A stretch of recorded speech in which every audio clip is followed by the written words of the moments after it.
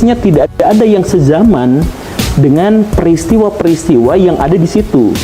Jadi peristiwa Yesus lahir, peristiwa Yesus disalibkan, saya mohon maaf, penulis-penulisnya tidak ada satupun yang hidup pada waktu itu, pada zaman itu. Guru Gembul dan Maya Estianti berbicara tentang kekristenan, maka mereka yang bukan Kristen ini berusaha untuk memayungi doktrin dan konsep teologi mereka, dan keluarlah pernyataan bahwa secara saintis dan historis tidak ada penulis Injil yang hidup sejaman dengan peristiwanya Yesus Kristus. Tapi apakah benar demikian? Mari kita bahas. Dari perspektif Islam dan juga Kristen itu kan, akhir zaman itu kan pasti akan ada yang namanya Nabi Isa akan turun lagi, atau Yesus lah akan turun lagi di akhir zaman, ya kan, perang melawan Dajjal bersama Imam Mahdi, terus kemudian mendamaikan dunia, ya kan. Pertanyaan saya, Isa Al-Masih itu di Indonesia ini kan sering sekali dianggap bahwa dia diserupakan pada saat disalib tuh, ya kan. Apakah yang diserupakan tuh, kenapa kok jadi Isa Al-Masih yang disalib tuh diserupakan menjadi Judas Iskariot? Jadi sebenarnya begini, kalau misalkan kita mau melihat Isa atau Yesus dalam kacamata sains murni, sejarah, itu cuman ada dua kisahnya itu yang valid secara historis, bahwa beliau ketika dibaptis dan beliau ketika disalibkan. Udah, gak ada cerita lain. Jadi misalkan bagaimana waktu kecilnya seperti apa, kemudian yang lainnya seperti apa, kehidupannya seperti apa, perilakunya seperti apa, status pernikahannya seperti apa, dan sebagainya. Secara historis yang benar-benar ini gitu ya, ya tidak ada. Yang ada itu cuma dua itu. Jadi beliau memang benar-benar ada, tetapi secara historis hanya dua fakta sejarah yang bisa diakuinya. Dua periode kehidupannya, ya, bukan periode kehidupannya, dua peristiwa dalam hidupnya, dua peristiwa dalam hidupnya. Udah, itu aja misalkan. Nah, sisa-sisanya itu adalah cerita-cerita yang bercampur antara yang valid dengan yang tidak valid, dengan mitologi dan lain sebagainya. Sisa-sisanya itu gitu. Kalau kita memang mau pendekatannya itu benar-benar murni gitu, saintifik. Jadi maksudnya saintifik itu bukan berarti benar gitu, tapi yang bisa dibuktikan, yang teruji. Jadi bukan berarti yang sisanya itu bohong, tapi yang sisanya tidak dapat diuji, tidak empiris. Nah, jadi terkait dengan apakah Yesus itu diserupakan atau tidak, nah, kita tidak bisa memverifikasi itu, karena pokoknya disalibkan, iya, ada orang yang pada waktu itu disalibkan. Apakah orang yang dimaksud itu adalah Yesus dan atau yang diserupakan, itu kita tidak bisa, karena Judas Iskariot ada nggak secara historis yang tidak bisa diverifikasi dia itu siapa gitu. Tapi di Injil ada itu? Ya ada. Nah makanya ya Injil pada bagian ini tidak bisa diverifikasi. Saya mohon maaf ya, bukan berarti menjelekan kitab suci agama gitu ya. Cuman maksudnya kalau kan sejarah itu, kalau misalkan konteksnya sains, itu kan sangat ketat. Harus ada tulisan sezaman yang diakui dan dipercaya, baru kita anggap bahwa itu adalah data sejarah. Nah, kalau misalkan ada klaim-klaim bahwa ini dari sini, tapi tidak berasal dari waktu sezaman dan diakui, maka ya sudah dianggap bukan sejarah yang valid. Nah, saya mohon maaf sekali lagi, tapi catatan Alkitab yang paling tua sekalipun itu tidak ada yang sezaman dengan peristiwa-peristiwa yang ada di situ.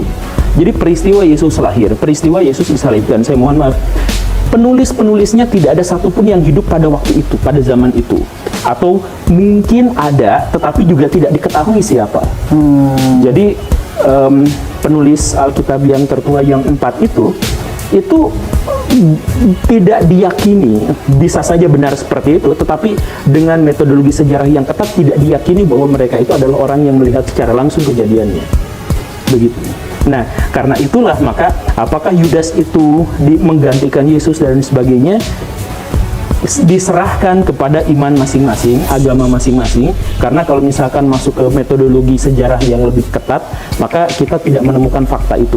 Nggak menemukan bahwa dia diserupakan Judas Iskariot itu? Nggak menemukan bahwa itu diserupakan, nggak menemukan bahwa misalkan ada peristiwa-peristiwa yang sesudahnya, dan karena itu maka interpretasinya bisa macam-macam. Misalkan begini, ada sebuah hipotesis populer tetapi tidak cukup kuat, tapi ada hipotesis yang menarik bahwa Yesus pada waktu itu disalibkan tapi tidak meninggal. Misalkan, jadi dia diturunkan ketika masih hidup. dalam kondisi masih hidup. Iya. Dan karena itulah maka ketika 3 hari kemudian beliau menampakkan dirinya di depan murid-muridnya, ya wajar kan belum meninggal. Apalagi ini tidak sama seperti hukum. Jadi kalau di salib itu biasanya emang sampai membusuk. Itu kan sebenarnya hukuman paling menyakitkan dan menjadi tanda bagi orang-orang. Jadi sekalian ngancam buat orang-orang. Kalau misalkan ada yang melanggar peraturan begini dan begitu, kamu akan diperlakukan seperti ini. Makanya disalibkan itu bisa sampai berhari-hari, berminggu-minggu ya. Atau misalkan ya 3 hari, pokoknya menungguan sampai meninggal. Nah ini Yesus itu dalam kondisi masih segar, dalam kondisi masih menetes, darahnya masih menetes, itu diturunkan. Ada hipotesis populer tapi tidak cukup kuat yang menyebutkan bahwa Yesus pada waktu itu masih hidup, dan kemudian ini dimanfaatkan misalkan oleh kelompok-kelompok Muslim di India dari Ahmad Khan kemudian masuk ke Mirza Ghulam Ahmad dan jadi kepercayaan bagi orang-orang Ahmadiyah bahwa Yesus pada waktu itu masih hidup, kemudian mengungsinya ke Kashmir. Oh, kemudian beliau menikah gitu ya? Ya, ke Kashmir, kemudian meninggal di sana di usia 120 tahun. Makanya di sana ada makam Isa dan seterusnya.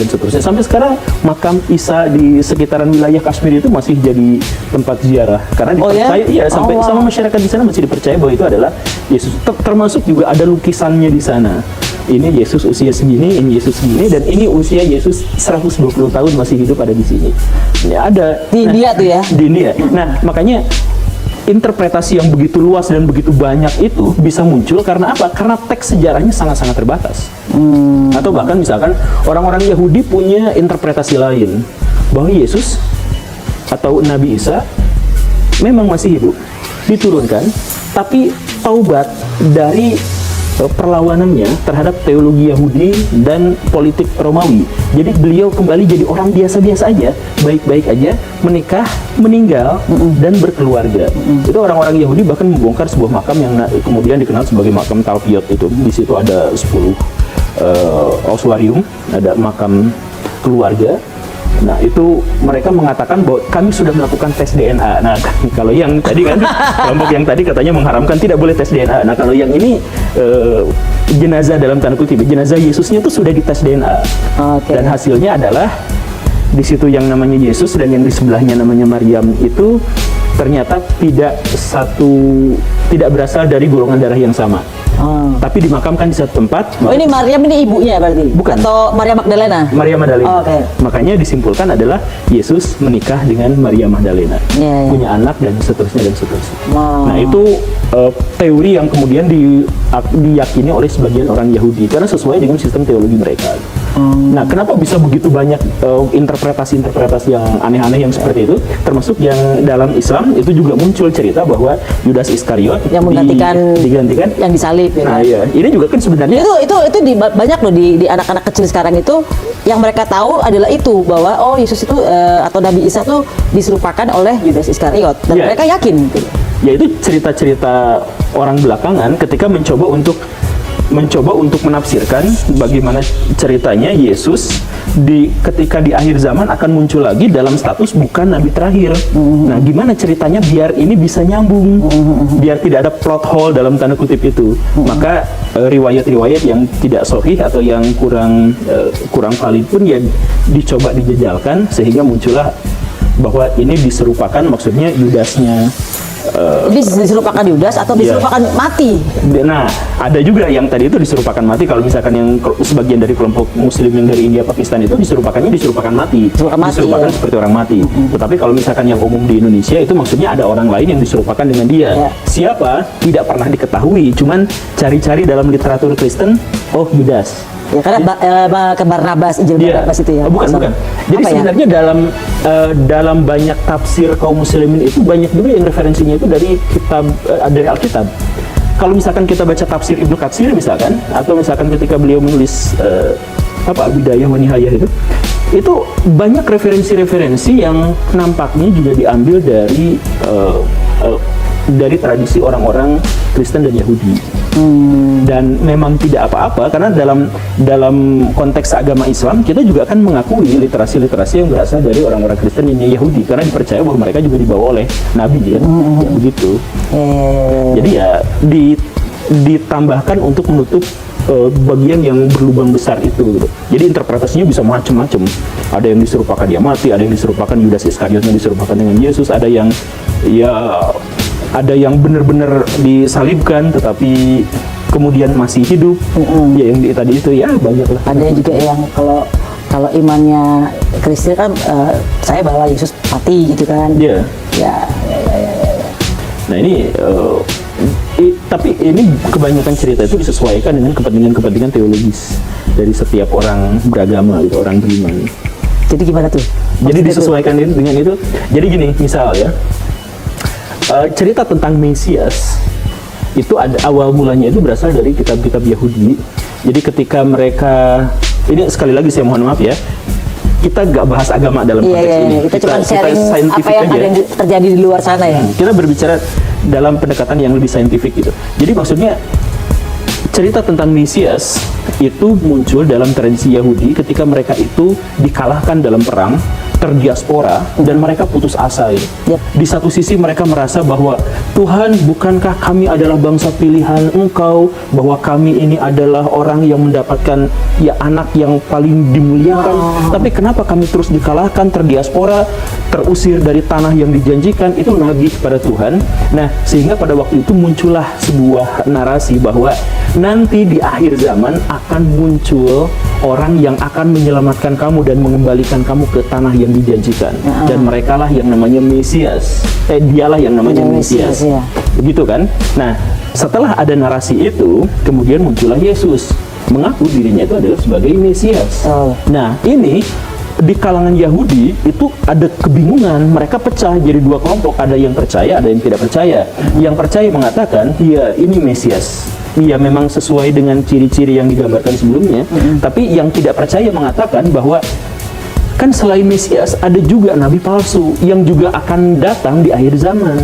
Nabi palsu itu karakteristiknya diantaranya adalah membawa ajaran yang tidak kamu kenal. Nah, Yesus ini menafikan sebagian dari perjanjian lama, menafikan hukum-hukum Tuhan sebagian, digantikan dengan hukum kasih. Nah, kesimpulan dari sebagian orang Yahudi ini, maka Yesus inilah orang yang dia itu adalah Mesias palsu. Nah, orang yang kemudian mengatakan bahwa Yesus itu adalah Mesias palsu itulah yang kemudian melaporkan kepada orang Romawi dan kemudian memunculkan penyaliban itu. Kaum Farisi berarti ya. Iya, begitu. Nah, sedangkan yang Yahudi yang satu lagi akhirnya menjadi pengikut Yesus. Begitu. Nah, jadi kalau misalkan di akhir zaman nanti ada nanti kemudian setelah itu muncullah Nabi Muhammad 500 tahun kemudian, 500 atau 600 tahun kemudian, tapi belok sedikit ke selatan. Munculnya di Mekah. Nah, ini siapa lagi ini? Kemarin ada Mesias palsu. Ini jangan-jangan juga Mesias palsu. Nah, orang Yahudi pada waktu itu awalnya itu sangat-sangat antusias kepada kehadiran Nabi Muhammad. Wah, ini Yahudi Arab. Mereka itu sebutnya Yahudi Arab. Nabi Muhammad itu akrab banget sama Nabi dan sebagainya, sampai akhirnya Nabi itu mengeluarkan sebuah pernyataan yang paling mereka benci. Jadi Nabi ternyata mengakui bahwa Yesus itu bukan Mesias palsu, bahwa dia adalah satu di antara sekian rangkaian Nabi dan Rasul yang diturunkan Allah Subhanahu wa Ta'ala untuk umat manusia. Orang Yahudi yang sejak awal sudah menjudge bahwa Yesus itu adalah Mesias palsu, kecewa berat, meninggalkan Nabi, menciptakan permusuhan baru. Nah, nanti Yahudinya pecah lagi di situ. Ada Yahudi yang pro sama Nabi, tetapi kabilah-kabilah kecil, ada yang kontra, dan pokoknya semua yang dikatakan sama Nabi digosipin, dijelekin apa segala rupa, karena wah ini mah pronya sama orang-orang Kristen, sama Mesias palsu. Berarti udah ya gitulah akhirnya. Gitu. Jadi Ya juga istilah tentang Yahudi juga kayaknya di Indonesia ini rancu banget ya. Antara Yahudi itu suku atau Yahudi itu agama ya kan. Kadang-kadang Yahudi gitu. Padahal ini loh Yahudi sukunya atau agamanya ini kan kadang-kadang rancu kan istilahnya kan. Iya, betul. Kalau di luar negeri kan jelas Judaisme, hal-hal itu Jewish gitu kan. Kalau di Indonesia kan Yahudi, pokoknya Yahudi aja gitu kan. Nah, itu jadi kayak ditambahin laknatullah alaihi. Itu jadi kayak rancu kan, satu kata tapi antara sukunya atau agamanya gitu kan. Iya, ya makanya banyak yang Yahudi pokoknya gini kan, ada istri Nabi juga yang Yahudi. Yahudi secara suku gitu, tapi bukan kepercayaannya bukan itu. Ya banyaklah di Indonesia tuh. Jadi ya sudah itu, semoga aja itu adalah bagian dari dinamika yang ke depan masyarakat Indonesia menjadi lebih paham dan bisa memilah mana bagian yang sakral yang kemudian harus kita pertahankan dan mana bagian dari konstruksi budaya masyarakat tertentu yang kita bisa aja menafsirkannya dengan berbagai macam cerita gitu. Jadi itu tadi adalah penjelasan tentang Judas Iskariot. Aku agak ini sih, agak dari mana dalilnya itu kok bisa Nggak ada, itu anak-anak dari karena aku tanya anak-anak kecil-kecil, kamu tahu bisa diserupakan sama siapa ya? Kebanyakan diserupakan oleh Yudas gitu loh. Jadi aku emang dari mana asal usulnya gitu ya? Aku agak bingung gitu kan. Nah, gitu. Mungkin Guru Gembul kan bacanya banyak nih kan. Jadi aku tanya kepada Guru Gembul gitu kan secara literasi gitu kan. Ya, tapi silakan dicek, itu sebenarnya Yudas itu memang berasal dari tradisi kekristenan. Sumber-sumbernya dari tradisi Kristen. Jadi kalau ada orang Islam yang menyebut itu adalah Yudas, itu juga sebenarnya ngambilnya dari tradisi kekristenan sejauh yang saya ketahui. Oke, ini kembali lagi ke omongan kiamat nih ya. Apakah kita percaya bahwa kiamat akan terjadi sebentar lagi? Atau bentuk kiamat di akhir zaman itu seperti apa ya kan? Kalau secara kita percaya tentang agama itu kan diajarkan bahwa nanti Isa Al-Masih atau Yesus bakal turun lagi ke bumi. Tapi kalau orang nggak percaya aja kan bahwa ada Yesus yang bakal turun gitu kan, atau Isa Al-Masih bakal turun gitu kan. Guru Gembul dan Maya Estianti berbicara tentang kekristenan, maka mereka yang bukan Kristen ini berusaha untuk memayungi doktrin dan konsep teologi mereka, dan keluarlah pernyataan bahwa secara saintis dan historis tidak ada penulis Injil yang hidup sejaman dengan peristiwanya Yesus Kristus. Tapi apakah benar demikian? Mari kita bahas. Yang pertama, Injil Matius. Injil Matius ditulis oleh Matius sendiri yang merupakan seorang pemungut cukai dan termasuk di dalam 12 murid dan rasulnya Yesus Kristus sendiri. Bahkan secara saintis, penemuan naskah Magdalen yang disimpan di Magdalen College di Oxford di Inggris itu membuktikan bahwa Injil Matius itu sudah selesai ditulis sebelum tahun 66 Masehi. Dan tidak hanya itu, pada abad pertama, Irenaeus yang merupakan murid langsung dari Polikarpus dari Yohanes itu mengungkapkan dalam bukunya Melawan Ajaran Sesat bahwa yang menuliskan Injil Matius adalah Rasul Matius sendiri, yaitu salah satu dari ke-12 muridnya Yesus Kristus sendiri. Bahkan Epifanius yang hidup sejaman dengan Hieronymus atau Santo Jerome dalam bukunya Panarion mengonfirmasi bahwa Rasul Matius yang menulis Injil Matius. Dan sejarawan gereja bernama Eusebius dalam bukunya Sejarah Gereja Eusebius bagian ketiga juga mengatakan hal yang sama, bahwa memang Rasul Matiuslah yang menuliskan Injil Matius. Yang kedua, Injil Yohanes. Injil Yohanes dituliskan oleh murid Tuhan Yesus sendiri, yaitu Yohanes bin Zebedeus, yang merupakan murid yang paling dikasihi Tuhan Yesus Kristus. Di mana data di dalam kanon Muratori menunjukkan bahwa Injil Yohanes yang dituliskan oleh Rasul Yohanes ini dituliskan berdasarkan dan dengan sepengetahuan oleh rasul-rasul yang lain, yaitu Andreas. Yang ketiga, Injil Markus. Injil Markus ditulis oleh Markus sendiri yang merupakan salah satu dari 70 muridnya Yesus Kristus. Di mana menurut Eusebius yang mengutip tulisan dari Papias pada tahun 60 seorang uskup di Hierapolis yang mengatakan bahwa memang Markuslah penulis Injil Markus yang berdasarkan penuturan dari Rasul Petrus yang adalah murid langsungnya Yesus Kristus. Jadi Rasul Markus itu mencatat Injil Markus berdasarkan apa yang dituturkan oleh Petrus sendiri.